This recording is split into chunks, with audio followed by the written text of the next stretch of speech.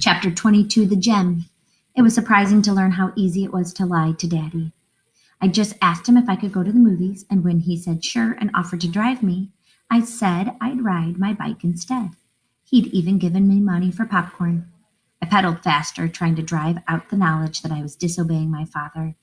I had a black feather in my pocket, but I wanted to get there before Liz went in, or that I was afraid I wouldn't have the nerve. I thought about Miss Winthrop. Have no fear of them, nor be troubled. Liz was standing on the curb when I arrived.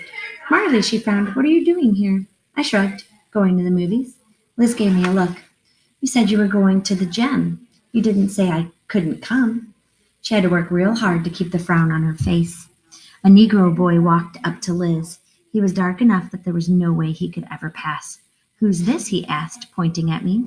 My friend Marley, said Liz. Marley, this is my little brother Tommy. Her brother was only 8 or 9. He had curly hair and a cute round face. I could probably talk to him. Kids weren't as intimidating as grown-ups.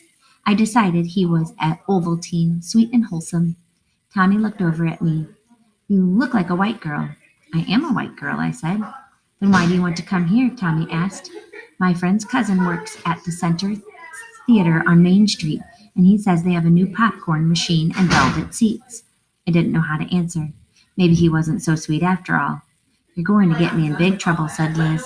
I'm not supposed to see anyone from the old school. I'll be grounded again. People were looking at me. Sorry, I muttered. I hadn't thought this through. I'll go.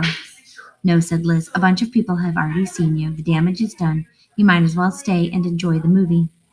Enjoying the movie proved to be harder than I'd expected. I'd never been in a place with so many Negroes before. Heck, I'd never been in a room with more than 1 or 2. People were staring at me as I bought my popcorn. I wanted to disappear. I felt my courage shrinking like the Wicked Witch when Dorothy threw water on her. I tried to tell myself I didn't know everyone when I went to the white movie theater either, and the popcorn smelled exactly the same, but it didn't really work. We walked down the narrow aisle, single file, carrying popcorn and looking for a seat. Tommy first, then Liz, then me. Now, hello there, Miss Elizabeth, bellowed a voice from a fat woman in a large hat. Hello, Mrs. Johnson, said Liz quietly. I tried to hide behind Liz, hoping she wouldn't notice me.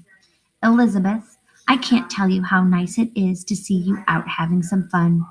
That's me, she said brightly. Fun, fun, fun. She waved like she was trying to move on. Mrs. Johnson took in a deep breath and started coughing like she swallowed a fly. She caught her breath. She said, Elizabeth, may I have a word with you? I knew what was wrong. She was upset that I was white. My face burned red with shame. It reminded me of Miss Taylor pulling me into the hall to tell me Liz was colored. Now Mrs. Johnson was doing the same with Liz about me. Mrs. Johnson took Liz's hand and pulled her a step or 2 away, causing her to spill half of her popcorn on the floor. She shouldn't have bothered. I could still hear every word she said. What are you doing here with a white girl? She's a friend, Liz said miserably. From the white school? What were you thinking bringing her here? I didn't invite her, protested Liz. She just showed up.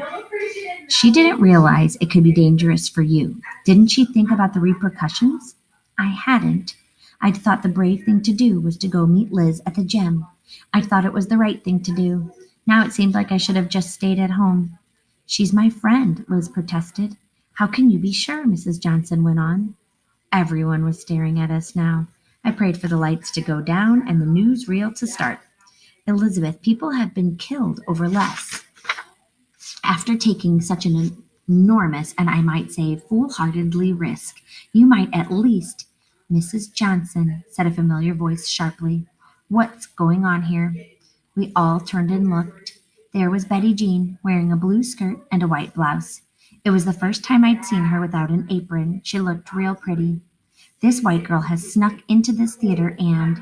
I didn't sneak in, I told Betty Jean. I paid for my ticket. She could be a member of the Mothers League, a spy who... Betty Jean laughed. She's not a spy. She's the daughter of the family I work for. She's a good girl. I was so grateful. Mrs. Johnson harumphed. Are you saying you'll vouch for her? Yes, said Betty Jean. I'll vouch for her. Well, you're the pastor's wife, said Mrs. Johnson, but she still sounded annoyed. Thank you, I said to Betty Jean. She nodded. Enjoy the movie, Marley. But I didn't. My heart was beating so fast it took me ages to calm down, even though I was next to Liz and Betty Jean was just a few rows back. I kept worrying Mrs. Johnson was going to come back and hit me with her hat. How did Liz ever concentrate at school? How had she done math problems and written essays when she was surrounded by people who might hurt her if they found out who she really was? On the screen, the cowardly lion was being given courage. That's what I needed, a wizard to pin a medal to my chest. For now, the old black feather would have to do. After the movie, we went out for a soda at a little store on the corner. The owner was colored, but he didn't look at me like I had three heads, just took my money and went on to helping someone else. Tommy was friends with the owner's son and went to play with him in the back while Liz and I sat down to drink our sodas. It'll be Halloween before I'm allowed out again, said Liz. Sorry, I said. I don't know what I was thinking. You were thinking like a friend, said Liz. Yeah, I guess I was. Is this goodbye? Goodbye? Asked Liz. Please, Marley, for a girl who can solve a magic square, I'd think you'd be a little more inventive. But all we need is a time and place to meet. Mama's got me scheduled up to the gills, but Tuesday afternoons might work. I have to take Tommy to baseball, but I could probably sneak away for an hour or two. At the zoo, I asked. No, too public. Anyone could see us there. I tried to think like her for a moment. Imagine that there was danger lurking around every corner, but it was hard when everything seemed so normal. The movie and the soda in my hands, the cut on my thumb was almost healed. How about the rock crusher? I asked. What? Asked Liz. The old quarry on the edge of town, I said. It's quiet. You mean the old forest with the rocks? She asked. I nodded. Sounds just about perfect.